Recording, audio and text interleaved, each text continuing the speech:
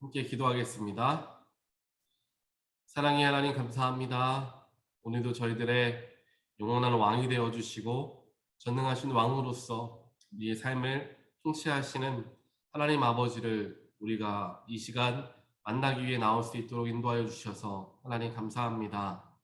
언제나 저희들의 연약함과 부족함을 겸손하게 깨달아 알 수 있는 저희들의 모습이 되게 하시고, 그와 더불어 주님을 더욱더 높이고 주님을 더욱더 인정하며 주님이 나의 삶의 모든 것의 주권자가 되심을 늘 고백하고 신뢰하며 나아가는 우리 모두가 되게 하여 주시옵소서. 주님께 더욱더 영광을 돌리는 삶을 살아가기를 원합니다. 하나님께서 우리에게 주신 소명과 각자에 허락하여 주신 달란트를 가지고 하나님을 기쁘시게 하는 우리의 삶이 되기를 간절히 소원하오니, 하나님 저희들의 삶의 자리자리에서 우리가 최선을 다하여 주님을 바라보게 하시고, 또한 그 속에서 하나님이 원하시는 사명과 일들을 감당해 나아가는 우리 모두가 되게 하여 주시옵소서. 이 새벽에도 주님의 말씀을 듣고자 우리 모두가 조용히 주 앞에 나왔습니다. 주 앞에 귀를 기울이고 주 앞에 엎드려 기도할 때에 주님의 능력과 놀라우신 일들이 우리의 삶에 펼쳐지게 하시고, 나의 마음속에 정말 세상 그 무엇도 줄 수 없는 평안함과 또한 화평함과 또한 사랑과 치유함이 넘칠 수 있는 이 귀한 시간 되어질 수 있도록 주여 축복하여 주시옵소서. 우리 마음의 중심을 보시는 하나님, 이 시간 온전하게 나의 마음에 있는 모든 것을 주 앞에 쏟아내기를 원합니다. 주님께서 이 시간 우리의 마음 가운데 오직 유일하게 좌정하여 주시고 우리의 삶을 온전하게 주님께서 붙들어 주시옵소서. 이 모든 말씀 예수 그리스도 이름으로 간절히 기도합니다. 아멘. 오늘 말씀 함께 보겠습니다. 오늘 주신 말씀은 시편 9편 전체 말씀 한번 함께 보겠습니다.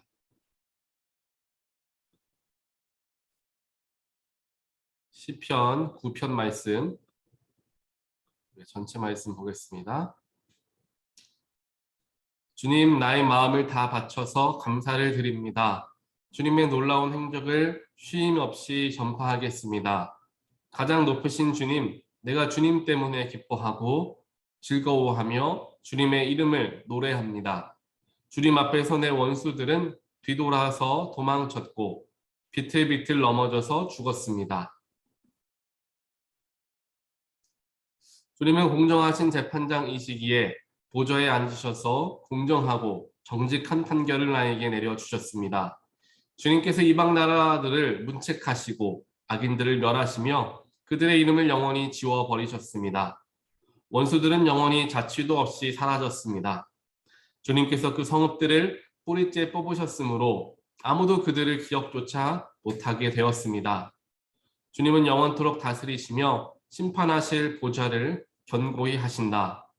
그는 정의로 세계를 다스리시며 공정하게 만백성을 판결하신다. 주님은 억울한 자들이 피할 요새이시며 고난받을 때에 피신할 견고한 성이십니다. 주님을 찾는 사람을 주님께서는 결단코 버리지 않으시므로 주님의 이름을 아는 사람들이 주님만 의지합니다. 너희는 시온에서 친히 다스리시는 주님을 찬양하여라. 그가 하신 일을 만민에게 알려라. 살인자에게 보복하시는 분께서는 억울하게 죽어간 사람들을 기억하시며 고난받는 사람의 부르짖음을 모르는 채 하지 않으신다. 주님, 나에게 은혜를 베풀어 주십시오. 죽음의 문에서 나를 이끌어내신 주님, 나를 미워하는 자들에게서 받는 고통을 살펴주십시오. 그렇게 하시면 주님께서 찬양받으실 모든 일을 내가 전파하겠습니다. 주님께서 베푸신 그 구원을 아름다운 시온의 성문에서 기뻐하며 외치겠습니다. 저 이방 나라들은 자기가 판 함정에 스스로 빠지고 자기가 몰래 쳐놓은 덫에 자기 발이 먼저 걸리는구나. 주님은 공정한 심판으로 그 모습 드러내시고 악한 사람은 자기가 꾀한 일에 스스로 걸려드는구나. 히카용 셀라. 악인들이 갈 곳은 수올, 하나님의 거역한 뭇 나라들이 갈 곳도 그곳뿐이다. 그러나 가난한 사람이 끝까지 잊혀지는 일은 없으며 억눌린 자의 꿈도 결코 헛되지 않을 것이다. 주님 일어나십시오. 사람이 주님께 맞서지 못하게 하십시오. 주님께서 저 이방 나라들을 심판하십시오. 주님 그들을 두려움에 떨게 하시며 자신들이 한낱 사람에 지나지 않음을 스스로 알게 하여 주십시오. 셀라. 아멘.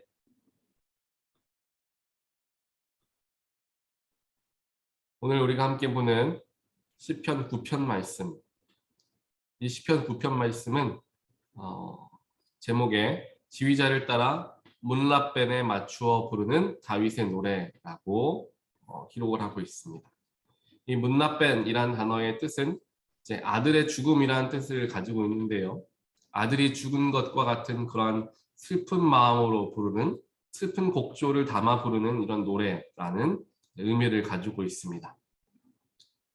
오늘 말씀의 1, 2절을 보게 되면은 다윗이 하나님께 고백하는 부분들이 나오는데요. 먼저 자신의 마음을 다 바쳐서 하나님께 감사를 드립니다.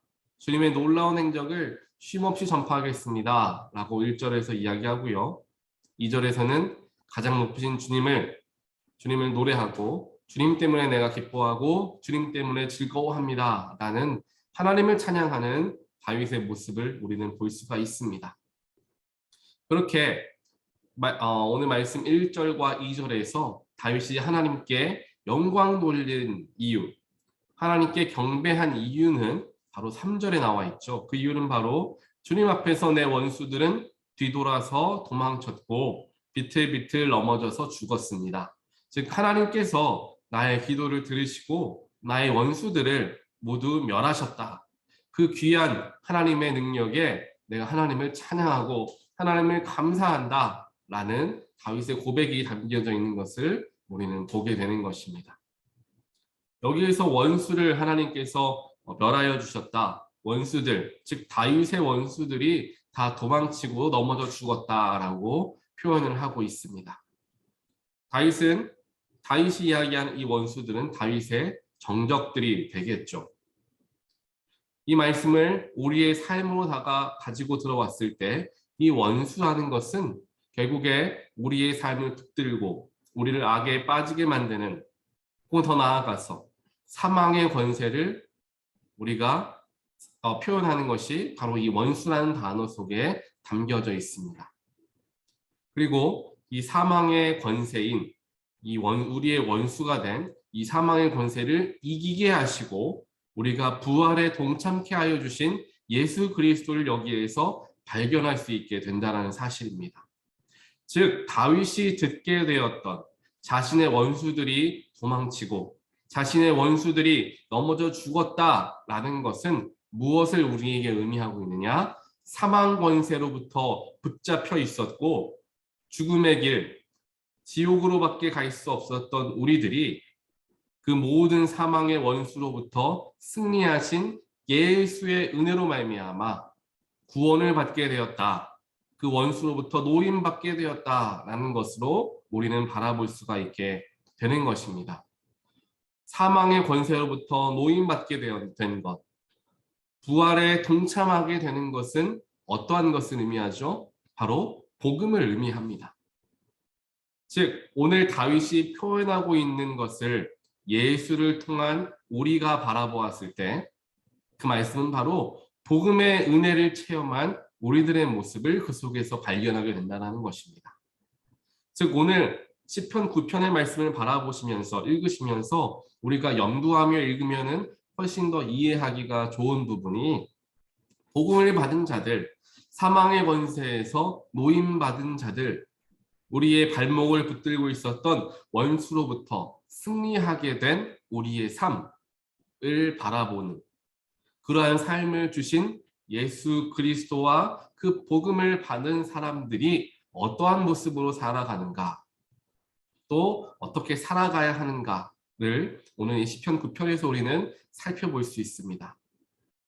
이러한 놀라운 소식을 들은 다윗은 하나님께 어떻게 하겠다라고 고백하죠. 아까 1절, 2절에서 이야기합니다. 1절에 특별하게 보시게 되면은 나의 마음을 다 바쳐서 감사를 드립니다. 라고 다윗은 먼저 이야기합니다. 나에게 내 원수로부터 승리하게 하여 주신 하나님, 내 마음을 다 바쳐서 하나님께 감사를 드립니다. 라는 고백을 하는 거죠. 그리고 한 가지 더 우리가 바라볼 수 있는 것이 1절 후반절에 나와 있습니다. 그것은 바로 주님의 놀라운 행적을 쉼없이 전파하겠습니다. 주님의 일을 쉼없이 전파하겠습니다. 즉 복음의 은혜, 구원의 은혜를 받은 우리들이 해야 하는 일이 바로 다윗이 고백하는 1절에서의 일들이 되어야 한다는 것인데요. 그것이 바로 마음을 다 바쳐서 하나님께 감사를 올릴 수 있어야 하고요. 그 복음을 주신 예수 그리스도께 감사하는 마음으로 그 복음, 즉 예수님의 놀라운 행적을 쉼없이 전파하는 것이 우리에게 주어진 소명이고 마땅히 감당해야 할 사명이 되어진다. 오늘 시편 9편 1절부터 3절 말씀만 보더라도 이런 복음을 받은 자들이 가져야 할 삶의 자세, 삶의 모습에 대해서 우리는 분명하게 살펴볼 수 있게 되는 것입니다.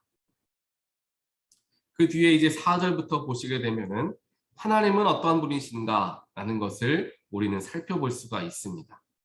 특별하게 4절 말씀을 보니까 이렇게 기록하죠. 주님은 공정한 재판장이십니다. 그래서 모든 판결을 정직하게 나에게 내려주시는 분이 바로 하나님이십니다. 라고 고백하는 다윗의 모습이 나타나죠. 즉 하나님의 모습, 다윗이 바라보았던 하나님의 첫 번째의 모습은 공정한 재판장이 되시는 하나님이셨다라는 것입니다. 세상의 선함과 악함을 구별하시고 그 속에서 선을 이루어 가시는 하나님을 다윗은 발견하게 되었다라는 것입니다.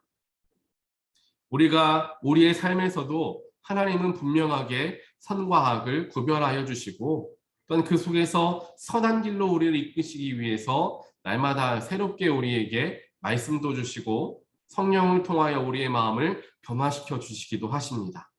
즉 하나님께서 우리를 인도하시는 방향은 항상 선하다라는 생각을 우리는 가져야 합니다.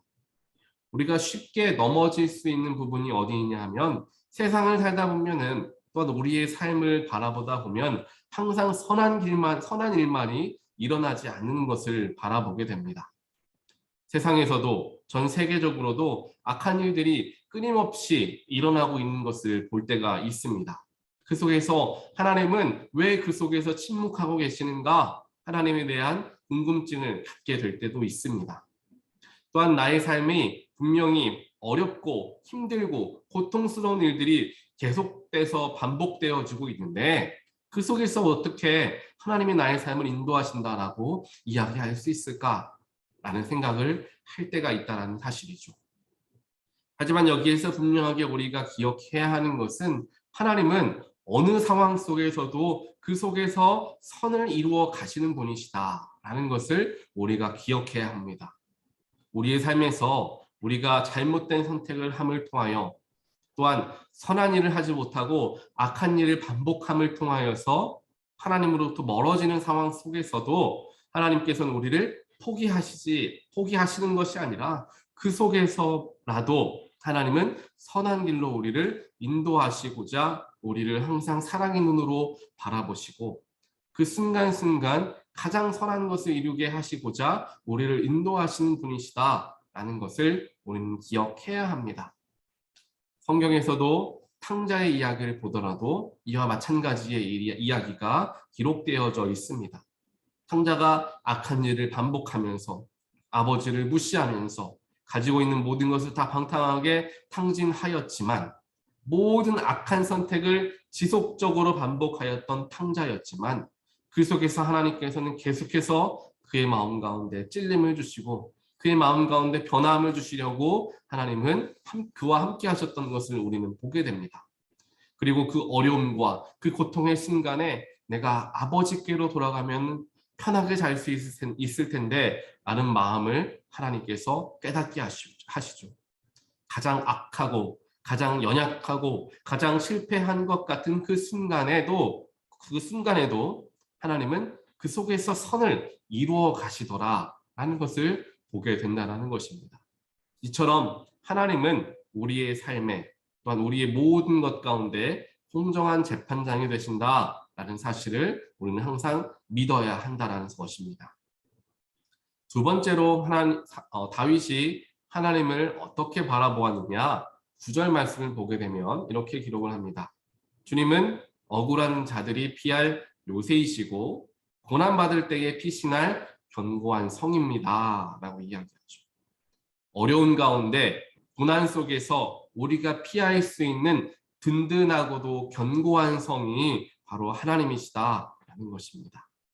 삶의 어려움이 찾아올 때 나의 마음 가운데 정말 두려움과 걱정과 근심이 찾아올 때, 또한 우리의 삶의 여러 가지 부분에서 관계의 문제에서 경제적인 문제에서 건강의 문제에서 어려운 부분들이 우리의 삶 가운데 찾아오게 되었을 때 우리가 피해야 할 곳은 오직 우리의 하나님이시다라는 사실을 우리는 기억해야 합니다. 세상의 많은 것들로서 우리가 그것을 채우려고 하여도 채워지지 않는 것을 우리는 경험합니다. 삶의 외로움을 경험하고 다른 주변에 있는 사람들에게 그 외로움을 내가 어떻게 해서라도 조금 채워보고자 사람도 만나보고 여러 가지 일들을 하면서도 그 외로움들이 채워지지 않는 갈급함을 느끼게 되는데, 결국에 그것은 우리가 세상으로부터 나의 영혼의 갈급함을 채우려 하기 때문인 것을 우리는 알고 있습니다.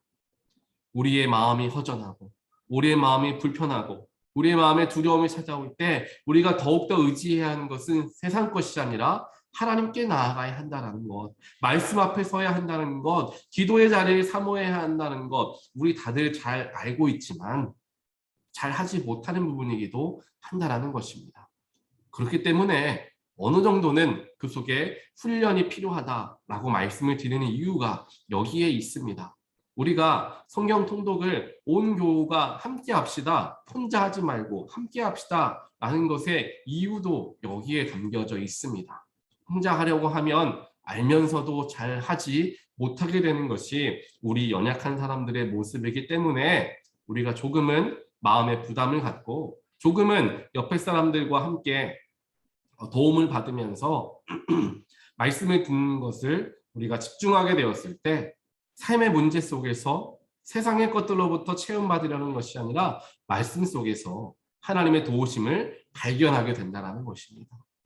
세상 그 누구도 위로하지 못하지만 말씀을 듣다가 하나님께서 내가 너와 함께 하겠다 라고 말씀하시는 그 말씀이 나에게 허락되어진 말씀으로 우리에게 다가온다는 것입니다. 세상의 것을 찾다 보면 다른 사람들에게 나의 마음을 맡기다 보면 실패하고 넘어질 때가 분명하게 있습니다. 하지만 하나님 안에 거할 때에, 하나님을 의지할 때에 우리는 결코 실패하지 않는다라는 것을 오늘 10절에서 이야기합니다. 10절에서는 이렇게 이야기하죠. 주님을 찾는 사람을 주님께서는 결단코 버리지 않으심으로 주님의 이름을 아는 사람들이 주님만 의지합니다. 주님을 찾아본 사람은 주님만 의지하게 되어 있습니다. 주님의 이름을 아는 사람들이 주님만 의지합니다라고 이야기하죠. 주님을 만나본 사람, 주님을 찾아본 사람, 그로 말미암아 주님의 위로하심과 주님의 채우심을 경험해 본 사람은 주님만 의지하더라라는 것입니다. 왜냐하면 세상의 많은 것들은 결국에 나의 마음 가운데 그 갈급함을 채우지 못하고 다 사라져 없어질 것임을 우리가 어느 순간 깨닫게 되지만 주님께서는 결단코 우리를 포기하지 않으시고 우리를 버리지 않으신다. 다윗은 분명하게 고백하고 있는 것입니다. 이 오늘 10절의 말씀이 하나님이 나에게 우리에게 허락하여 주신 말씀으로 받아 누리게 되는 저와 여러분 되시기를 간절히 소원합니다. 다시 한번 읽어드립니다. 주님을 찾는 사람을 주님께서는 결단코 버리지 아니하심으로 주님의 이름을 아는 사람들이 주님만 의지합니다. 주님을 더욱더 간절하게 찾게 되는 저와 여러분 되기를 간절히 소원합니다. 주님을 더욱더 깊이 알게 되어서 주님만을 의지하는 저와 여러분 되시기를 간절히 소원합니다. 주님을 찾는 것, 주님만을 의지하는 것, 결국에 나의 연약함과 나의 부족함을 깨닫게 되면서 더욱 주님을 의지할 수 있게 되는 것이죠. 세상의 것들이 더 이상 나의 삶을 채울 수 없다라는 것을 경험하게 되는 순간부터 우리는 더욱 영적인 것, 하나님을 의지하게 되는 것입니다. 잠언의 기자도 이야기하지 않습니까? 헛되고 헛되다. 모든 것이 다 헛되도다. 내가 이런 것도 해보았고 저런 것도 해보았지만 그 모든 것이 결국 다 헛되더다. 헛되더라. 잠언 기자는 거기에서 깨달음을 얻고 더욱 하나님을 바라보아야 함을 알게 됩니다. 그렇게 나의 연약함을 깨닫게 되고 또한 내 삶의 많은 부분에 있는 내가 가지고 있다라고 생각하는 것들, 내가 누리고 있다라고 생각하는 것들이 그렇게 헛된 것임을 우리가 깨닫게 되는 순간 하나님의 위대하심을 바라보게 된다라는 것입니다. 결국 그렇게 나의 연약함과 부족함, 세상의 것들이 부질없다라는 것을 깨닫게 되기 위해서는 어떻게 해야 되느냐? 바로 하나님 앞에 자꾸만 나아가야 합니다. 하나님 앞에 서야 합니다. 하나님을 바라보아야 합니다. 그러면 자연스럽게 하나님의 크심을, 하나님의 놀라우심을 우리가 바라보게 되고 자연스럽게 우리는 부족한 사람인 것을 깨닫게 된다는 것입니다. 오늘 말씀 20절에서 이야기하죠. 주님 그들을 두려움에 떨게 하시며 자신들이 한낱 사람에 지나지 않음을 스스로 알게 하여 주십시오. 한낱 사람에 지나지 않음을 스스로 알게 하여 주십시오. 하나님 앞에 서게 되면 자연스럽게 나는 한낱 사람에 불과하구나 라는 것을 깨닫게 된다는 것입니다. 하나님 앞에 서게 되면 연약함과 부족함이 극명하게 드러나게 되는 것입니다. 그리고 한계를 깨닫게 되는 것이죠. 그리고 나서 알게 되는 것입니다. 아, 내가 찾아야 할 분은 하나님 한 분이시구나. 아, 내가 의지해야 할 분은 하나님이시구나 라는 것을 깨닫게 되는데 그 깨닫게 되는 것이 나의 연약함, 세상의 것이 부질없다라는 것을 알게 되었을 때 그것을 깨닫게 되고 나의 연약함을 바라볼 수 있을 때에는 하나님 앞에 내가 서게 되었을 때 나의 연약함을 바라볼 수 있게 된다는 것입니다. 다윗이 이러한 삶을 살아왔습니다. 우리가 어저께 말씀에서도 함께 보았던 것처럼 다윗은 하나님께 모든 감정을 쏟아낼 정도로 친밀한 관계를 누렸던 인물이 바로 다윗이었습니다. 그가 어떤 상황에 처해 있던지 어디에 가든지 하나님과 대화하는 사람이었고 하나님이 그와 함께 하심을 늘 기억하고 늘 인정하는 사람이었습니다. 그렇게 하나님과 가까이 하고 하나님 앞에 서는 것을 즐거이 하니까 밤낮으로 주님 앞에 서는 것을 서고 나아가니까 자연스럽게 하나님이 위대하시고 나는 연약하는 것을 깨닫게 됩니다. 그걸 깨달으니까 하나님만을 의지하더라. 다윗의 삶에서 우리는 그 모습을 발견할 수 있게 되는 것입니다. 오늘 말씀을 마무리하겠습니다. 결국 하나님의 전능하심과 통치하심을 인정할 줄 아는 사람이 하나님을 믿는 사람이다라는 것입니다. 또한 하나님을 만나고 믿는 사람은 하나님을 항상 찾게 되고 또 그 하나님의 이름을 증거하게 되어져 있다라는 것을 우리는 기억해야 할 것입니다. 또한 심판은 하나님께 속한 것이니 하나님께 맡김으로 우리는 자유할 수 있어야 합니다. 세상의 여러 근심과 걱정, 문제들 하나님께 맡김을 통하여 자유함을 우리는 누릴 수 있어야 한다는 것입니다.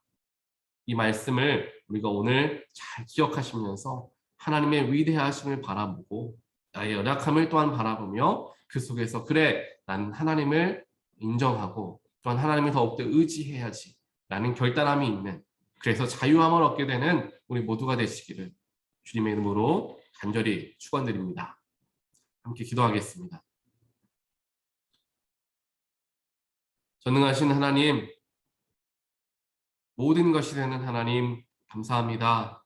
우리의 아버지가 되어주셔서 우리 한 사람 한 사람에게 믿음 허락하여 주시고 독생자 예수를 보내주시어 우리의 죽음의 그러한 죄악으로부터 우리를 구원하여 주신 놀라운 하나님의 은혜에 저희들 감사와 찬양을 올려드립니다.